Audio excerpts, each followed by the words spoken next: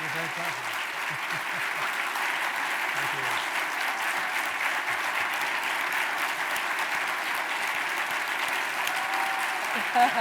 Thank you very much.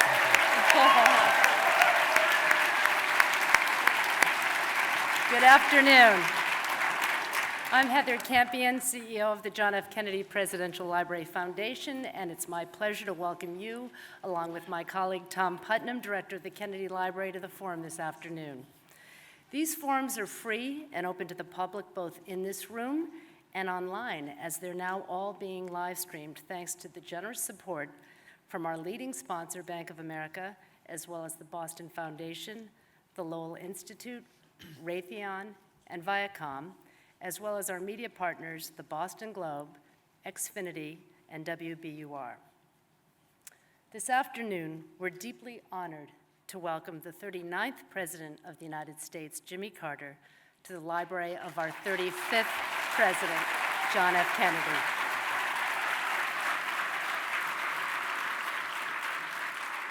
It is remarkable to think that these two presidents were contemporaries, born just 7 years apart. Both served in the Navy, and as President Kennedy remarked in his inaugural, which I'll paraphrase here, they were of a generation of Americans tempered by war and unwilling to witness or permit the slow undoing of those human rights to which this nation has always been committed. Much like John F. Kennedy, President Carter's presidency was guided by his fundamental belief in human rights and in peaceful resolution to conflicts. His foreign policy achievements were notable: a peace treaty between Egypt and Israel, the Panama Canal treaties, the SALT II treaty with the Soviet Union, and the establishment of U.S. diplomatic relations with the People's Republic of China. President Carter has recently said that he believes his human rights policy was mistaken during his presidency as a sign of weakness. Instead, he argues, quote, "It takes a lot of courage," one of the qualities President Kennedy most admired, "for a leader to insist on peace instead of war, and to emphasize the rights of people who are not influential." As president, Jimmy Carter stood firm in his beliefs about finding peaceful resolutions to conflicts, and he paid the price for it. During the Iranian hostage crisis, his peaceful efforts to get our hostages home certainly contributed to his not being reelected in 1980. But his legacy now is that he kept our country at peace for 4 years as president.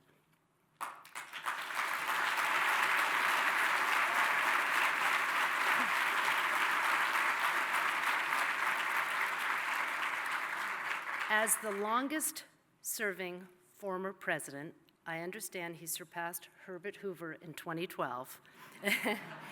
The world has been the beneficiary of his and his wife Rosalind's extraordinary work through the Carter Center to wage peace, fight disease, and build hope around the world.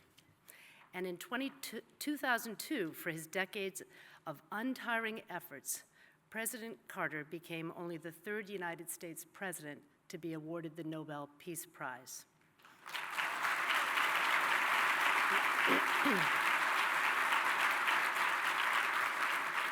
In giving him this honor, the Nobel Committee noted that, quote, "He's one of the most deserving and least controversial laureates for a long time." President Carter is the author of 28 books, and he's here today to discuss his most recent one entitled A Call to Action: Women, Religion, Violence, and Power, signed copies of which are on sale in our museum store outside. The book is a powerful study of what President Carter calls the most serious and unaddressed worldwide challenge that we face today: the discrimination and abuse of women and girls. As a woman who began her career working for President Carter in the White House, I'm very proud to welcome you here on this topic today. And joining us to moderate the conversation with President Carter is another dedicated activist for human rights, a contributor to NBC and host of his own show on MSNBC, Ronan Farrow.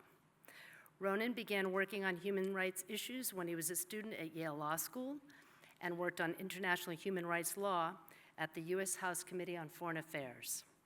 He has served as UNICEF's spokesperson for youth, where he helped combat the AIDS epidemic in Nigeria and advocated for children living in Darfur. He founded the State Department's Office of Global Youth Issues under Secretary of State Hillary Clinton, and in 2008 was awarded Refugee International's Humanitarian Award for his service of refugees and displaced people around the world. Please join me in welcoming Ronan Farrow and the 39th President of the United States to our forum.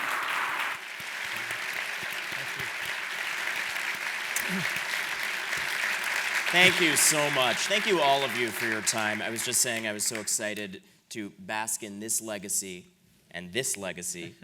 and all of your intelligent company here. This will be a fascinating conversation. And thank you for that introduction. And thank you to everybody here at the JFK Library, as well as everybody at the Carter Center. And I want to talk about that as a first note. Okay. I'm just going to give you a quote from this extraordinary book, which I share the commendation to everyone on, talking about building latrines in Ethiopia. Yes. You say, we were hoping that a few thousand latrines would be built during the first year of your work with the Carter Center there, but the word spread from village to village as Ethiopian housewives adopted this as a practical move towards liberation. And the total number of latrines built that year was 86,500. Right. By the end of 2012, we had seen 2.9 million latrines built as more wives and mothers demanded this beneficial addition to their freedom and health. I am proud of my growing reputation as the world's most preeminent sponsor of latrines. I love that. I love that. So I ask you this, as we contemplate a past legacy of a president and your own legacy after leaving office, what has surprised you and Rosalind and the center most about crafting a career after the White House? Well, we've had programs from the Carter Center in 80 different countries, and these 80 countries have been the poorest and most destitute, most needy people on earth. And at the same time, we have promoted peace and human rights and democracy and freedom. We originated the idea of monitoring troubled elections. This week, we're doing our 99th election in Tunisia, where Tunisia is electing a president. So what I've learned most, and to my surprise, has been how pervasive is the horrible abuse of women and girls. I've seen it more, I would say, in foreign countries, where if a family has 2 children, a boy and a girl, the boy gets the best food. And the girl quite often works in the field with her mother. And if only one of them can go to school, it's the boy. And in some countries, there is a misinterpretation of the Holy Scriptures that causes parents, particularly mothers, to circumcise their girls at birth. This is genital mutilation.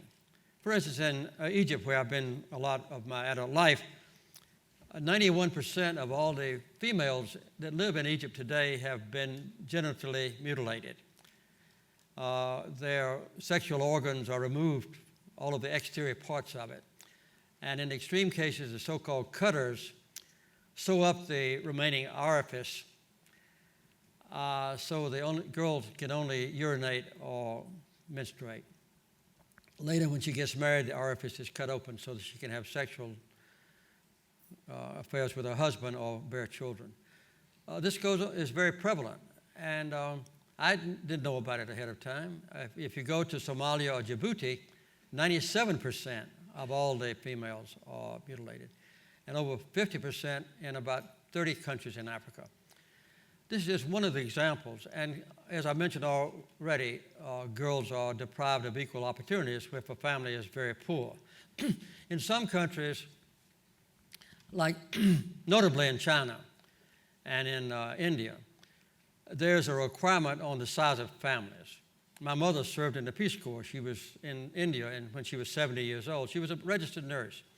And Indira Gandhi, the prime minister, required my mother to work in family planning by performing vasectomies on men and so forth. And in India now, for every 100 girls, there are 112 boys. What happened to the other girls. In China, for every 100 girls, there are 118 boys. And so at this moment, there are at least 160 million girls missing from the face of the earth. They have been strangled at birth by their parents, or either aborted now that sonograms are prevalently available.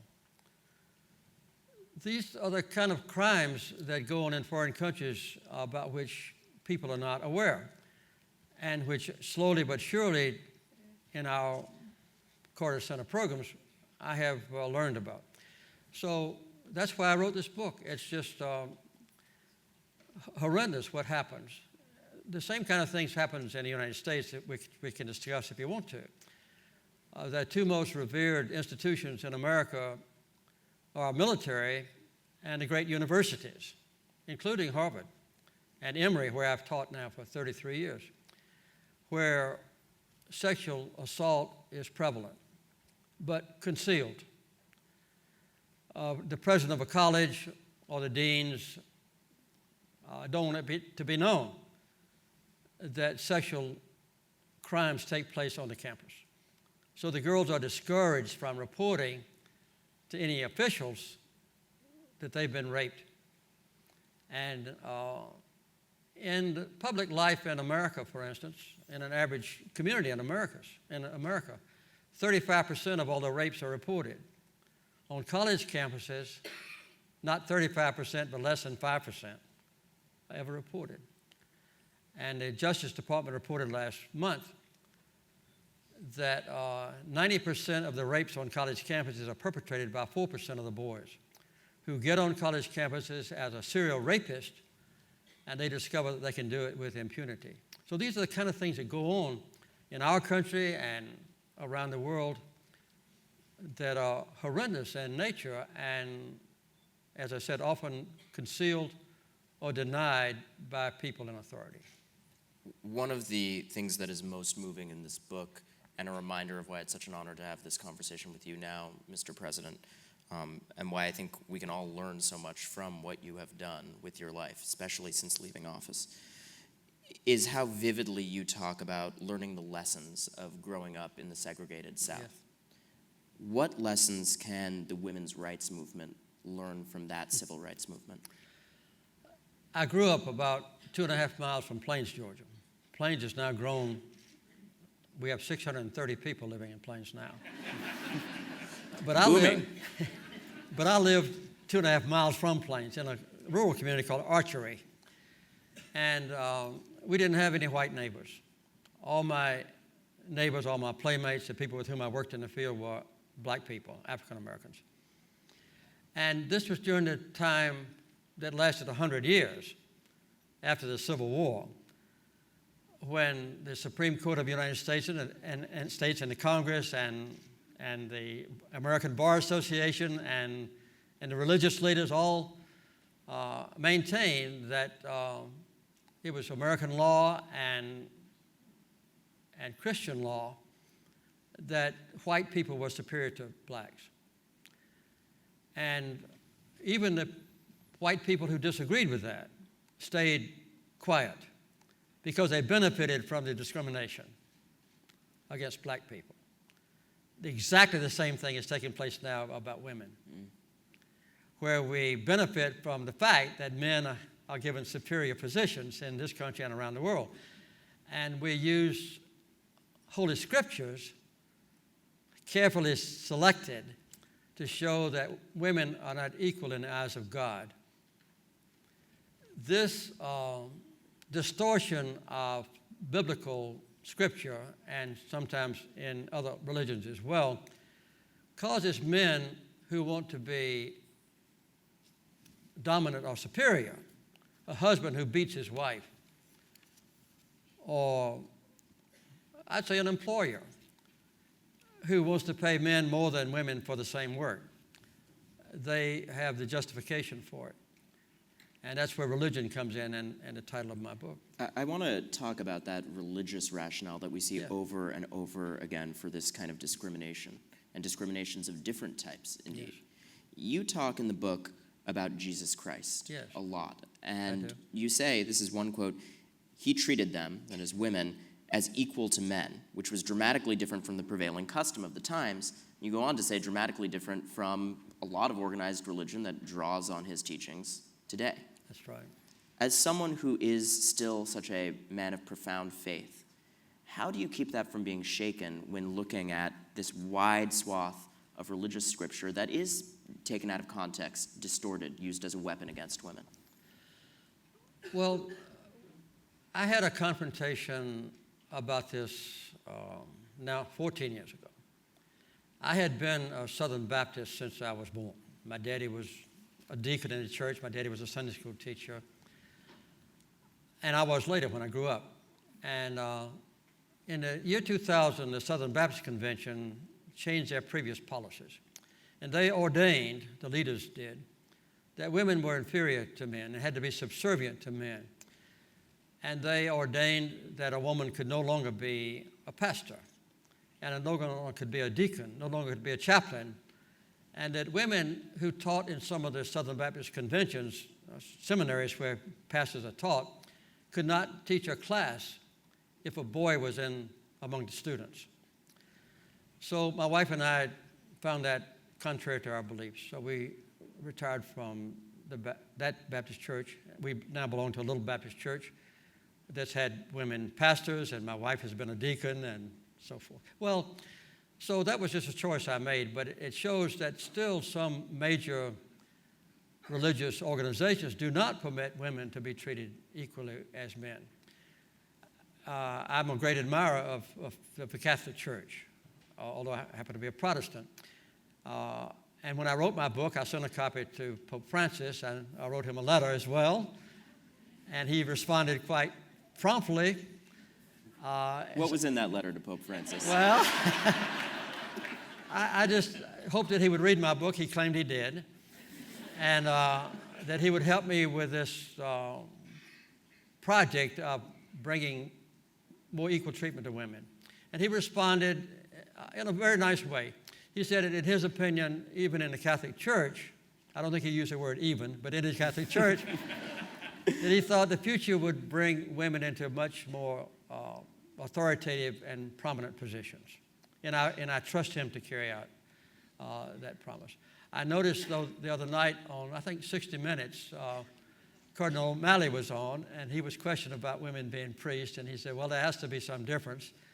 And when he was asked a further question, he finally said, I think fairly weakly, if I can criticize the Cardinal, he said, well, women can have children and men can't.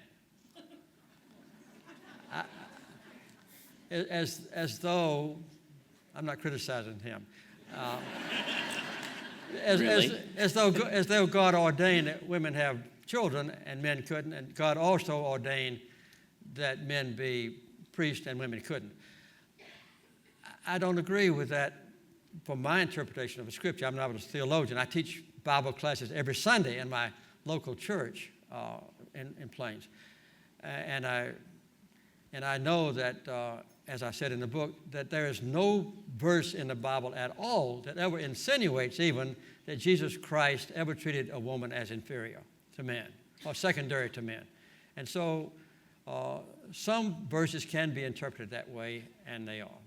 And while we're criticizing people... No, I'm not criticizing, but you go ahead. He doesn't criticize. While we're commenting on people. All right, commenting.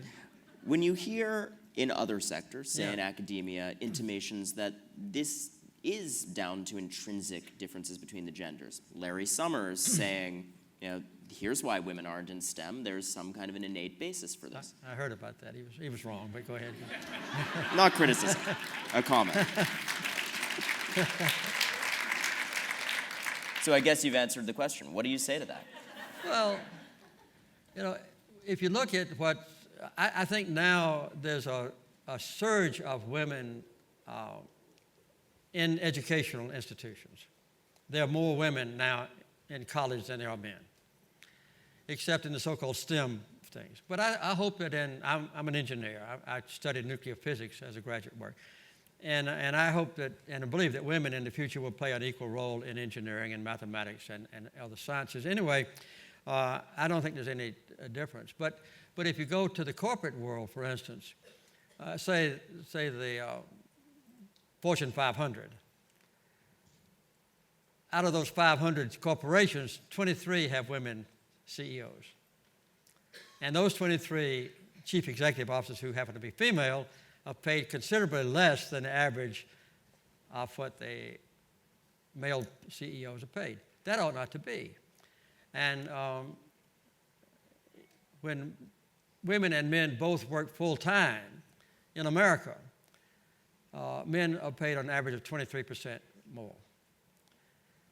For a particular job, that doesn't quite apply, because in a particular job, men get paid only 8% more, but the men have the more of the high-paying jobs. Anyway, that's the kind of thing that still goes on in our country. And I didn't mention the military a while ago. Earlier this year, the Department of Defense reported that in 2012, the last data that were available, there were 26,000 cases of sexual abuse in the military. And of those 26,000 cases, only 310, about 1%, ever resulted in punishment of a rapist. And the reason for that is very clear. By the way, in the last chapter of my book, I've got 23 things we can do. One of those things that we can do is to remove chief executive officers or commanding officers in the military from having the right to abort or prevent any prosecution of a sexual offender. That's a unilateral right of any commanding officer now.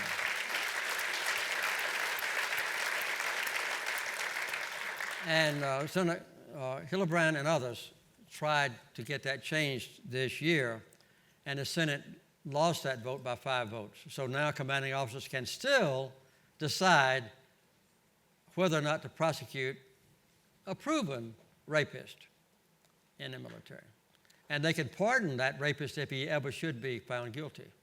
That ought to be changed. Talking about that culture of impunity in the military and on college campuses, in the book, you say there's a strong reluctance by responsible leaders to admit that such abuses exist within their institutions, even for good leaders, that this is a hard admission to come to.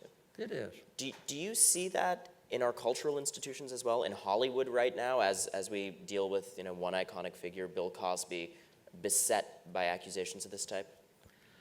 I don't know anything about that particular case, but I would presume that a very prominent and very popular, well-deserved comedian would have a special influence within the legal profession. If an allegation is made against one of his cameramen or something like that, they would be much more likely to be prosecuted. But I don't really know enough about that case to comment. And pulling back beyond our borders, yes, you write in the book that in 1948, 8 Islamic states signed on to the Universal Declaration of Human Rights, which explicitly talks about gender equality. And this is the interesting part. You say that wouldn't happen today. Why? It would be impossible today to pass the Universal Declaration of Human Rights. The U.S. Congress wouldn't vote for it. The U.S. Congress wouldn't vote for it? No. Who would strike that down in the U.S. Congress? Well, I'm not going to call names, but for instance, the Universal Declaration of Independence of Human Rights was passed in about 1948. It was passed unanimously, but Russia had a caveat or proviso that they didn't accept the premise that people could immigrate out of a country because they wanted to keep Soviet Jews in Russia. And South Africa had a caveat or proviso. They denied the equality of black and white people. But in effect, the Universal Declaration of Human Rights was adopted. I wrote an op-ed piece in the New York Times last year and reported that of the 30 paragraphs in the Universal Declaration of Independence, of Human Rights, that the United States was now violating 10 of them. And I point out in this book how many of the Universal Declaration paragraphs apply to equality between men and women.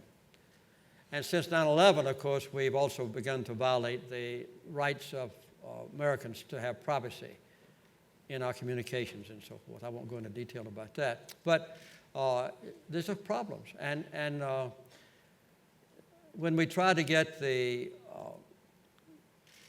Equal Rights Amendment passed among 3/4 of the states, when I happened to be president, it had passed the House and Senate of the Congress then by 2/3 margin to give equal rights guaranteed to women.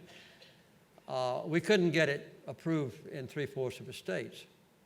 My wife and I made hundreds of telephone calls to leaders in state legislatures. But the women rose up, Phyllis Schlafly and others, and they basically said, we don't want women to have equal rights because that means they won't be protected and so forth. So it's very difficult now to get the basic premises of human rights approved by legislators. You mentioned in passing privacy rights, and you said, Yeah. I'm not going to talk about that now. I thought we were going to talk about the book, but I don't mind talking about it. That's very gracious of you. Yeah, well, So I may ask, do you think that this administration has eroded privacy rights? This one and the one before it, yes. It just happens that they have come after 9/11. But there's no doubt that the basic law that I got passed, the so-called FIFA law, I was concerned even back in the time when I was president about the intrusion on private American rights. And so I sponsored a law that passed that required that before the FBI or anyone else could look into an American's private affairs, they had to get a direct order from a judge to do it. And that law has now been completely abandoned. And it was violated when George W. Bush was in office. And as you know, he interpreted that the Geneva Conventions don't even apply to the United States, and we could torture prisoners if we wanted to with waterboarding and so forth. And so we have lost that protection of privacy in our country. Maybe quite often with the quiescence or approval of the American people.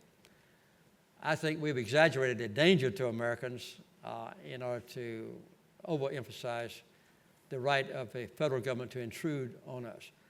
When I have a private message to send to a foreign leader who might be unpopular, I write every now and then to the Maoists in Nepal and to the Castros in Cuba and to the president of Sudan and to sometimes the leaders even in North Korea.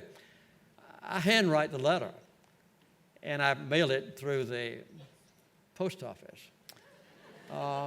So that it won't be intercepted, Yeah, right.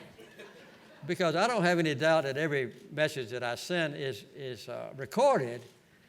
I understand that the officials deny that they read your mail, but they don't deny that every email sent in this country is recorded. And if they want to, they can go back and read it. And you don't want your communiques being No, I read don't. No. by the NSA. That's right. I don't want my communications to be read. There are those who credit Edward Snowden with exposing some of those changes. There are those who say he's a traitor and a criminal. Do you think charges against him should be dropped? No, I don't think charges should be dropped, and he hasn't requested that either. I just read an extensive interview with Snowden, I think in Nation magazine. It was multiple pages. And in effect, Snowden says that he's willing to come back to the United States to face his accusers, which is a violation of secrecy, if he could have a right during his trial to express his views about why he did what he did. But the United States government is not willing to do that because he might reveal what we consider to be secrets. So I presume that he'll stay in Russia or somewhere else outside the country until that premise is changed. Given all of that, is he correct to do that? To not come back? I think what he did has been beneficial to our country, yes. I think it's made Americans aware of the, illegal intrusion on our privacy. I think it's good for Americans to know what's going on. And I don't believe there's been any evidence that our own security has been endangered or any foreign operative has been put in danger because of his revelations. If what I just said is incorrect, then I would change my mind. But that's my understanding at this point.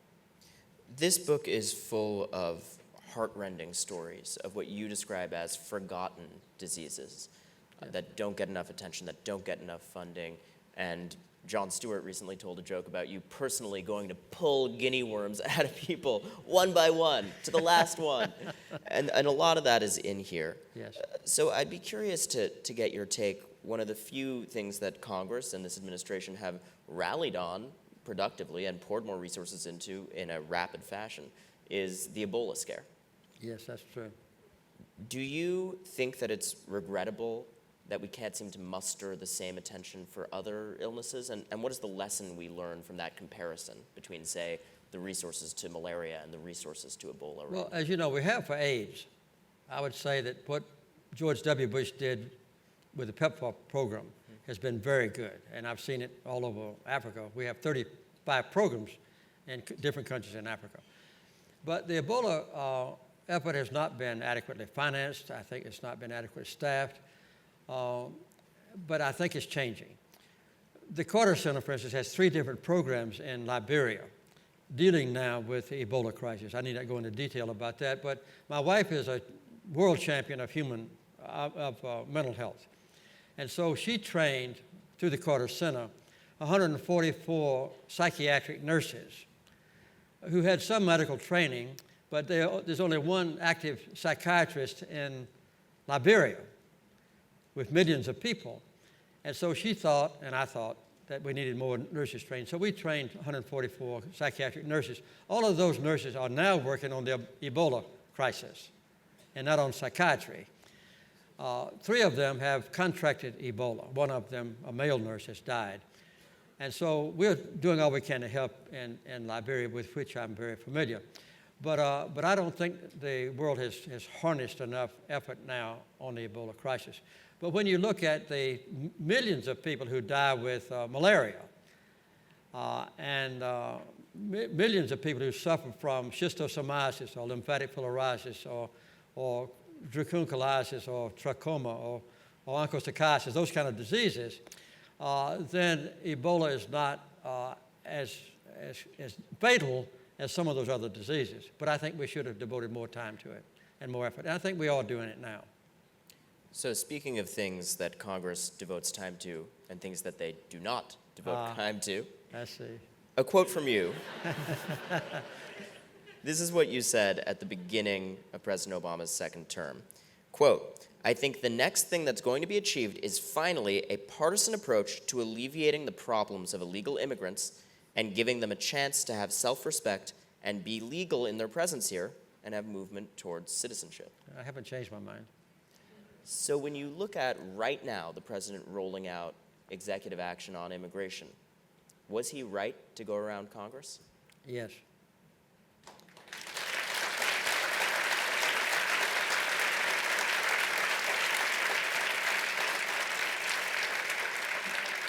Well, to expand on that, I think he has tried every possible way to get Congress to pass a reasonable bill. And as you know, the Senate, on a bipartisan basis, Republicans and Democrats overwhelmingly supported the Senate version of a reasonable approach to the problem that I just described.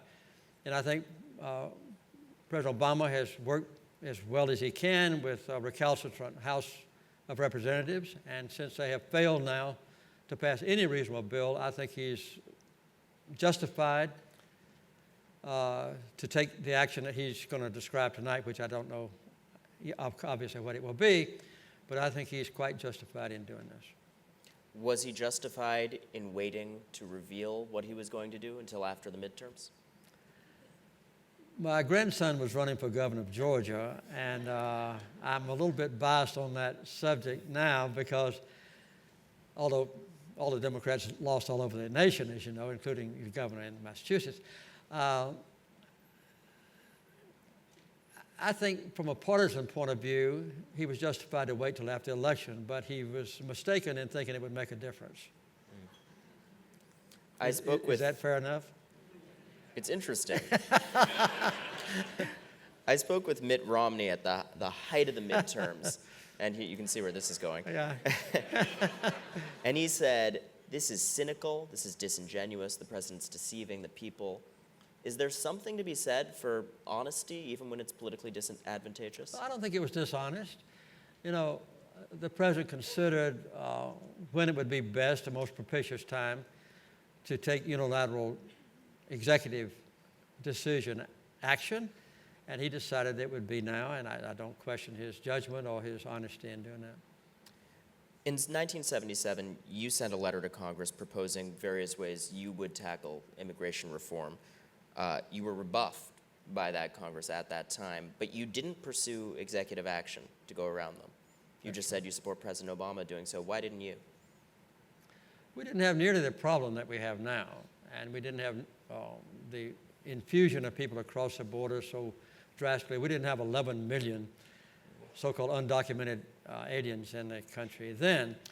And I had a quite harmonious relationship with the Congress, Democrats and Republicans. I got equally as high a percentage of support among Republicans as I did Democrats. And my predecessors who were Republicans, that was the only two that I had then, was President Ford and Nixon. They helped me with the most critical issues that we faced. The most difficult was the Panama Canal Treaty ratification, which was a very unpopular thing to do. In fact, it was the most courageous action that Congress ever took. Of the 20 members of the Congress who voted for the Panama Canal Treaty in 1978, only 7 of them came back to the Senate the next January. So I got wide support on both sides. And so I didn't have the polarization and partisan polarization that we have now. So I think it's quite a different situation. And in general, on the subject of executive action, Yes. you signed 320 executive orders. In his first term, President Obama signed 147. Yes. Different times or different kind of leader? Well, part of those executive orders that I signed were with the prior permission of the Congress. The first bill that I had introduced when I became president was to let me reorganize the federal government to make it more efficient, with the understanding that it would prevail, my executive order would prevail unless it was overturned by both houses of Congress. And the Congress approved that.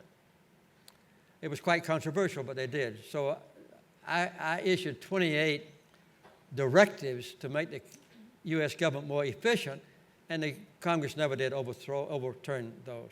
So none of them were nearly so controversial and charged with partisanship as the immigration has done. I'm not apologizing for it. I think most other presidents have also signed a lot of executive orders.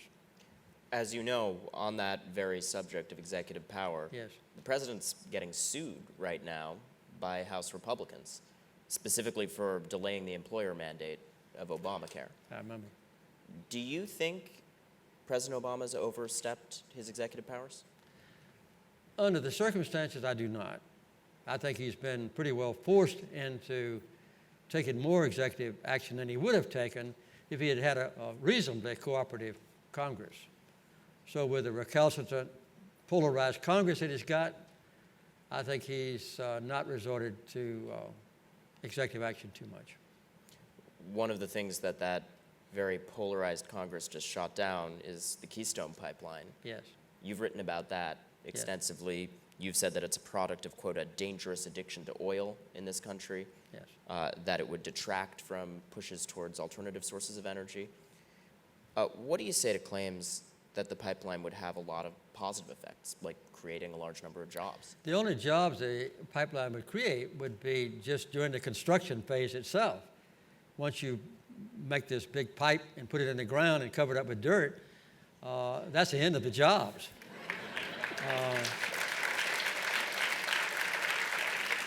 And as you know, the production of the kind of tar sands oil that would come through our country, with no income to our country at all, is horribly polluting, just the process itself.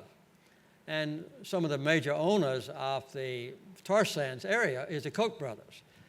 And of course, they plowed millions and millions, I guess hundreds of millions of dollars into the most recent campaign on behalf of candidates who would support their XL pipeline.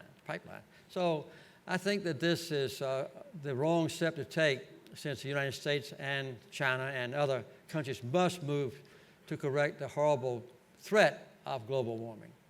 What about the argument that it would reduce our reliance on some of those foreign sources of oil? Well, we're already making good progress on that without Canadian oil.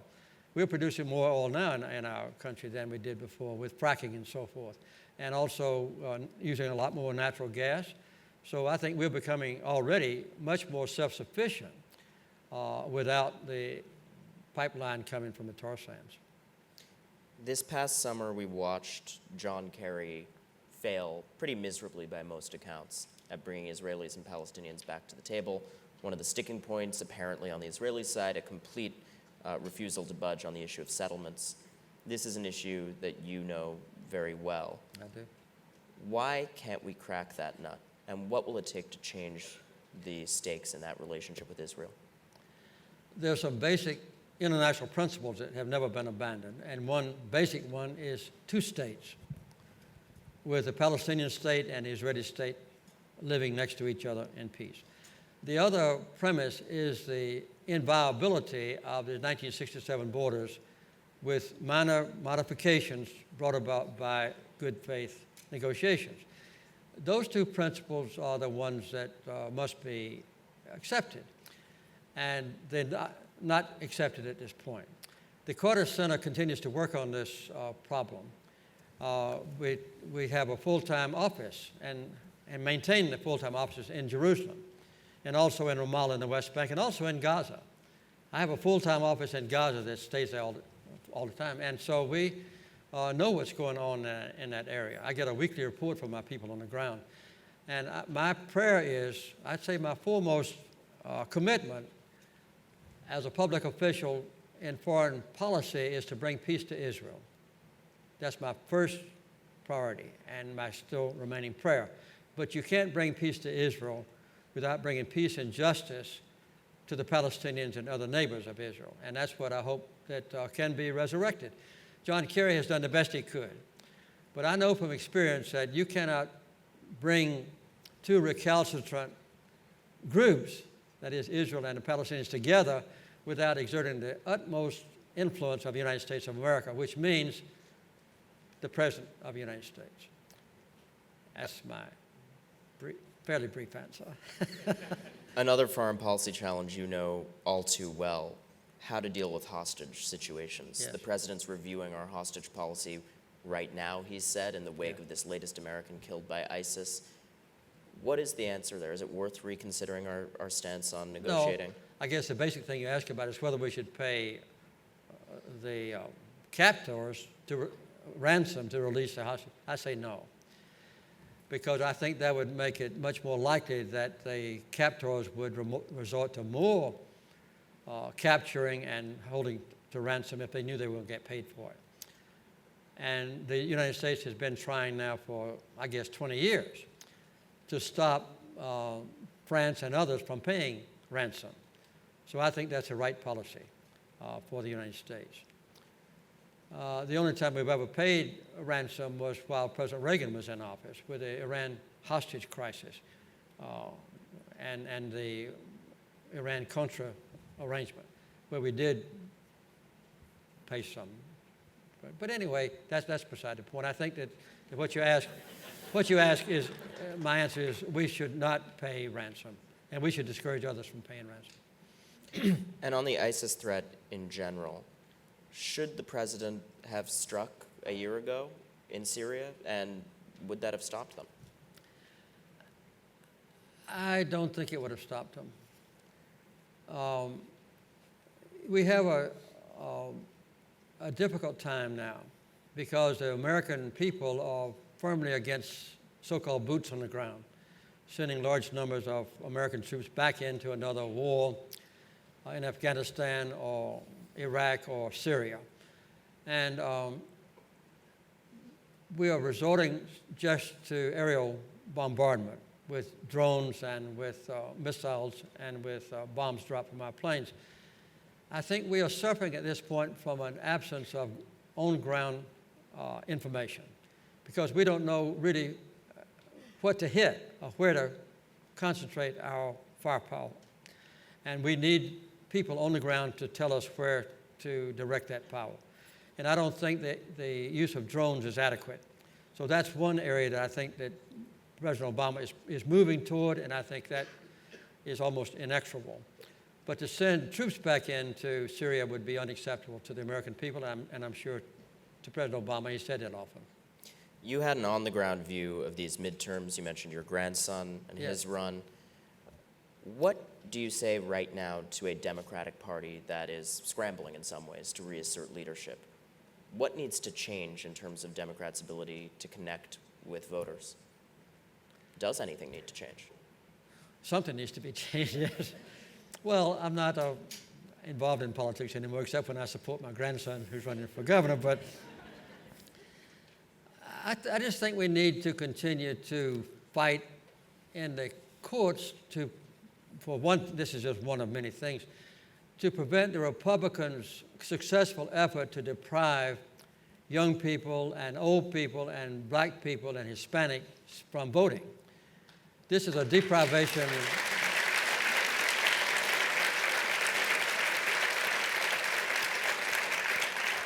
And this is prevalent in Georgia and North Carolina and Texas and so forth, and the lower courts have ruled that this is acceptable. I'm not sure how the Republican-oriented Supreme Court would rule. They made a stupid decision in Citizens United, which has contributed to the problem.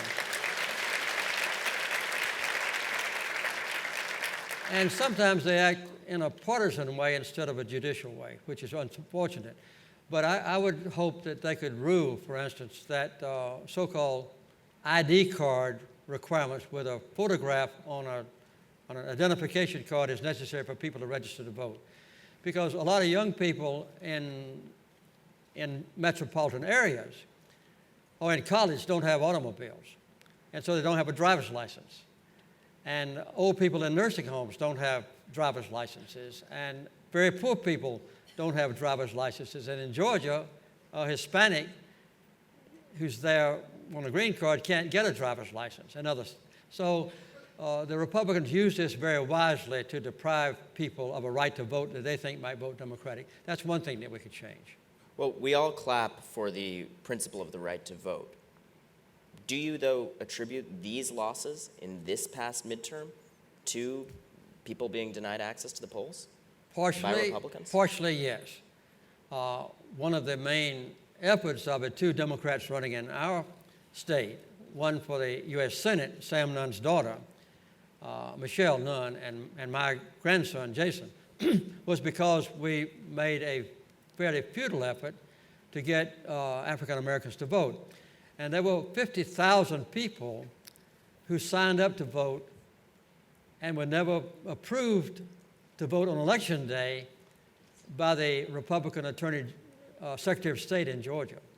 So that is pervasive. And right before the election, as you know, in Texas and in North Carolina, the ID card requirement was approved by the lower courts. So that's just one of the factors. I don't think there's any doubt that the element of race is still prevalent in many places in America.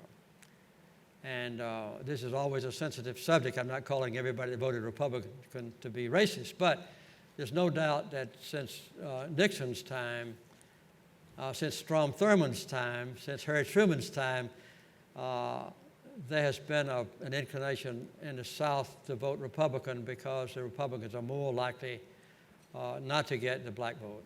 So it's a subtle, but I'd say kind of obscure but prevalent factor in the South. So the South used to be solidly Democratic. When I first came to campaign in Massachusetts, for instance, I was asked by the first two TV cameras I ever got to follow me for an interview, and first thing they asked was, why should we vote for you coming from Georgia up here to Massachusetts? And I said, well, when John Kennedy ran for president, he got more votes in Georgia on a higher percentage than he did in Massachusetts, and I expect the people in Massachusetts to do the same thing for me. Well, so Love that. I think when everybody has a right to vote that's qualified, that would be a major step forward in democratic resurgence. So as we talk practical solutions for the future, I want to bring in some of the practical questions from the audience. A lot of really great questions that have been coming in. One is about Malala Yousafzai. Yes. I interviewed her recently. She was outspoken about a lot of the same subjects you cover in this book, as she so often is. One member of the audience, Rob Morrison from the Finn School, thank you. Fenn School? Fenn? All right, let's go with Fenn. Says this: how can the worldwide attention that Malala raised be translated into meaningful change for women in the Middle East and Southeast Asia? How do you make that real and specific?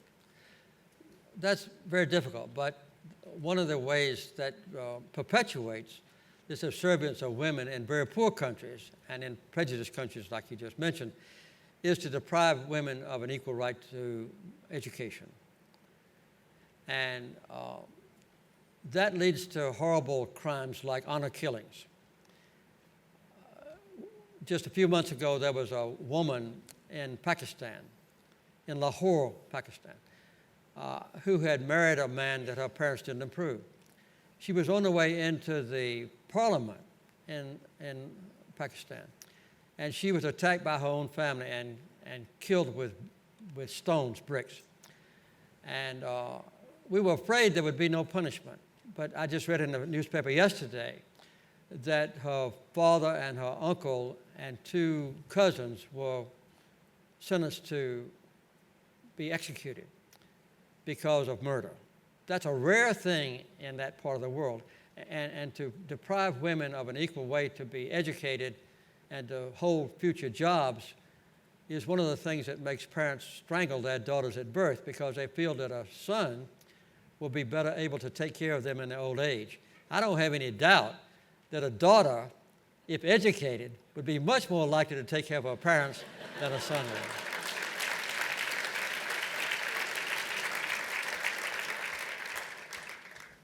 And on that subject of championing human rights and women's rights, here's a quote from you. Some women, when they are elected, become champions of human rights. Yes. I've seen other women who are elected who didn't pay any attention, but in general, I think it's helpful to have women in public office. The interesting thing about this quote is it was in response to a question about whether you would support a Hillary Clinton presidential run. Well, I wasn't referring to Hillary Clinton. Really? No, I was not, no. So is Hillary Clinton a champion of human rights? I think so. Hillary Clinton, I think, proved with one of her major speeches a number of years ago in Beijing, the United Nations convened a special conference just on women's rights. And Hillary Clinton made a notable speech on behalf of equal rights for women. A real landmark moment. It was a landmark moment, yes. And I look on Hillary Clinton as a champion of women's rights around the world. And on another subject we've discussed here today, here's Hillary Clinton just this past summer in response to the staggering number of dead in Gaza. Quote, "I think Israel did what it had to do to respond to the rockets. Israel has the right to defend itself." How does that make you feel about a potential Hillary Clinton presidency's foreign policy? That concerns me to some degree. I've just said earlier that my main prayer is to bring peace to Israel, but you have to do it with justice and fairness to the Palestinians. And there's not any equality in military power between the Palestinians and Israel. I've been to Gaza after the attacks in 2008 and 2009. Every school in Gaza was completely destroyed, including the American school. Every hospital in Gaza was destroyed. 18,000 homes were destroyed. And I think that to strike back at this isolated place, one of the most densely populated places on earth, completely enclosed in a fence, that's impenetrable is not an equal chance to defend oneself. Obviously, Israel has a right. I've been to the areas in Israel that have been struck by the missiles from Gaza, which is a deplorable crime, and which I condemned on the site. These are mostly homemade missiles. I think 3 children in Israel were killed, which is a crime, and which I condemn and deplore. Several thousand children were killed in the bombardment. So the equality is not there. But obviously the only way to do this is by what I mentioned earlier, to have 2 nations side by side, a Palestinian state and an Israeli state living in peace, and to have justice for both sides with peace. This is an apropos moment to bring in a question that Jerry Ward threw in. Thank you, Jerry, also of the Fenn School. A lot of good candidates for questioning here in the Fenn School. I don't know, is there a sports team where I could say go Fens, go? All right. He says, thank you for your service, first of all. All right. And secondly, is it possible to conduct foreign policy that protects our national interests, yet is guided by a moral and ethical framework? I think so. I don't think there's any doubt about that, yes. I don't think there's any incompatibility between our basic religious values, moral values, ethical values, the Universal Declaration of Human Rights, the Geneva Convention, and our conduct of foreign policy. But do you feel you were burned in your attempt to conduct an ethical body of foreign policy? No, I don't think so. I was stigmatized because I didn't attack Iran with military force when they were holding our hostages. And that was a factor. It was not the only factor in my failure to be reelected. The Panama Canal treaties and other things were very unpopular. And we had a divided Democratic Party, as you know, and as you may know, and so forth. But no, I don't think it was inimical to have a basic foreign policy based on moral values. One of those moral values is peace. And one of the greatest violations of human rights is absence of peace. If I ask the average college student in this audience even to write down the main human rights values, they would write freedom of speech, freedom of assembly, freedom of religion, trial by jury. All those things are very important. But if I ask a destitute family in Africa, what are your main human rights, they would say, I would like to live in peace and not war. I would like to have a decent home in which to live. I would like to have food to eat. I would like to have at least a modicum of education and health care. Those are the basic rights for people that don't have them. So I think that you can have a foreign policy that provides those things and still be more attractive in those countries by insisting on those human rights and those moral values than if you violate them. You used the word stigma. Yes. It pains me to read this quote, but That's it all sums right. up some of Go right that ahead. stigma. John McCain, reaching for the worst possible insult for President Obama earlier this year, said this: I have never seen anything like this in my life. I thought Jimmy Carter was bad, but he pales in comparison to this president, in my opinion. The serious question out of that is, what does it feel like, and what is your response to these moments of being used as an insult, your legacy being used as an insult? That's a compliment to me coming from a warmonger.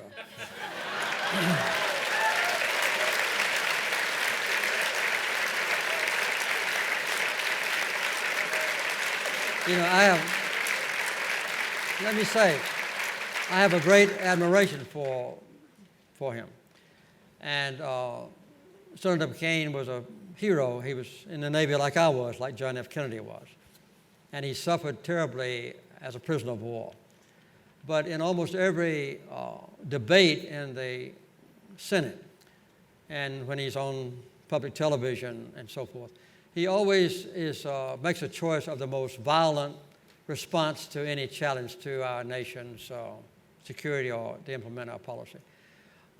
He wants to go to war in Syria. He wants to go to war in this country and that country. And when President Obama refrains from taking the most extreme military action, that's when John McCain compares him to me. I was lucky enough when I was president to keep our country at peace and to provide peace for others. I was lucky enough to go through my 4 years. We never dropped a bomb. We never fired a missile. We never shot a bullet. And I'm not bragging about it. I'm just trying to respond to your question. But I think that we can put war as a response to a challenge at the bottom of our priority list and resort to violence only when it's justified instead of resorting to it as a first priority. Another terrific question from the audience, and this one's anonymous. It's a great question. You shouldn't be anonymous on this, whoever you are. What is your proudest accomplishment since leaving office? Since leaving office? Well, what the Carter Center does in the 80 countries I mentioned earlier, our primary goal now is to deal with what the World Health Organization calls neglected tropical diseases. And we deal with diseases that are not even known by medical doctors in our country. Dracunculiasis, onchocerciasis, trachoma, schistosomiasis, and so forth. And these are diseases that afflict hundreds of millions of people in Africa particularly, and sometimes in Latin America. And we have at the Carter Center the only international task force on disease eradication. We have a task force that analyzes every human illness constantly to see which ones can be eliminated from a country or eradicated from the whole world. And so we targeted guinea worm, dracunculiasis, as a major disease to be eradicated. We found it in 20 countries in Asia and in Africa, and 3.5 million cases, 26,500 villages, and we started working on it. And we dedicated it to be eradicated. We now have reduced the 3.5 million cases to 116 cases. And I'll clap to that.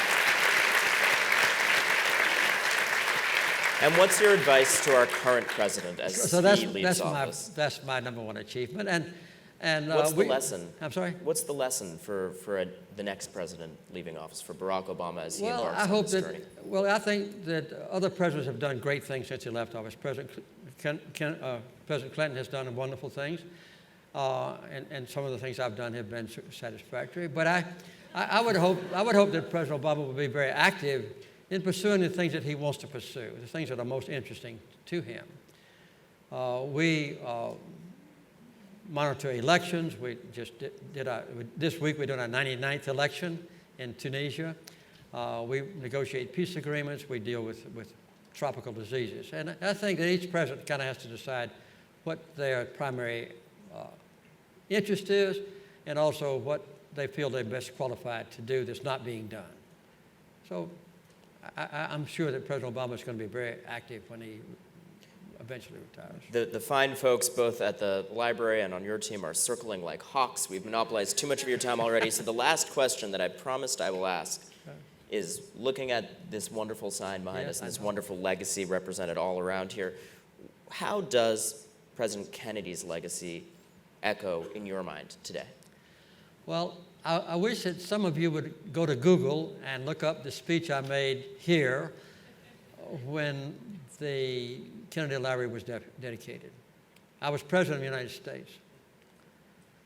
And I came here to Boston with my heart filled with emotion.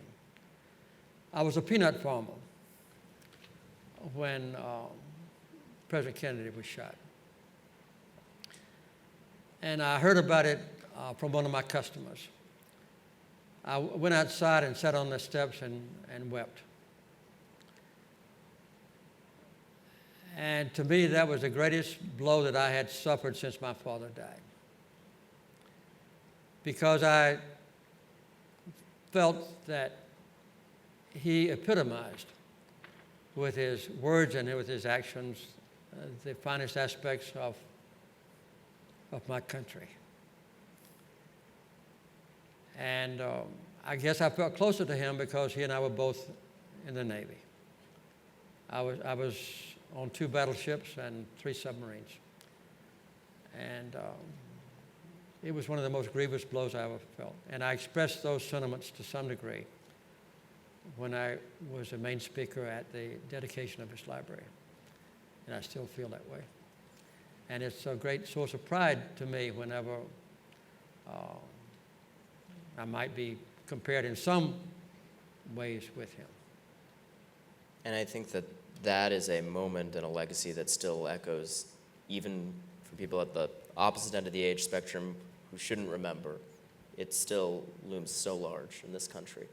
It's true. And that's a moving take on it. I want to close with one final comment from the audience. I love this.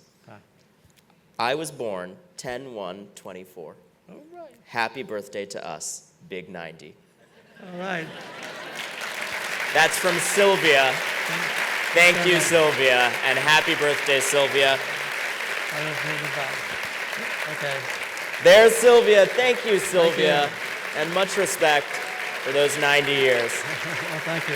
And I want to echo that to you, Mr. President.